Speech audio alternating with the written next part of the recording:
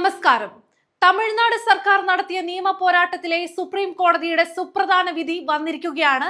തമിഴ്നാടിനെ സംബന്ധിച്ച് വലിയ ആശ്വാസം നൽകുന്ന വിധിയാണ്. ഗവർണറെ സംബന്ധിച്ച് വലിയ തിരിച്ചടി കിട്ടിയ വിധിയുമാണ്. കാരണം മറ്റൊന്നുമല്ല, വർഷങ്ങളോളം ബില്ല് പിടിച്ചു വെക്കുകയും തിരിച്ചയക്കുകയും ചെയ്ത തമിഴ്നാട് ഗവർണർ RN രവിക്കെതിരെയാണ് തമിഴ്നാട് സർക്കാർ കോടതിയിൽ പോയത്. അതിൽ രാഷ്ട്രീയമായ പല ഇടപെടലുകളും RN രവി നടത്തിയെന്ന വിമർശനം ഉൾപ്പെടെ തമിഴ്നാട് സർക്കാരിനുണ്ടായിരുന്നു.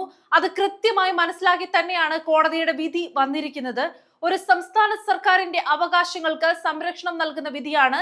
കേന്ദ്രത്തെ സംബന്ധിച്ച് ഒരു തിരിച്ചടി തന്നെയാണ്. നിയമസഭ പാസാക്കിയ ബില്ലുകൾ അനിശ്ചിതമായി തടഞ്ഞുവെച്ച തമിഴ്നാട് ഗവർണർ RN രവിയുടെ നടപടി ചട്ടവിരുദ്ധമെന്നാണ് സുപ്രീം കോടതിയുടെ നിരീക്ഷണം.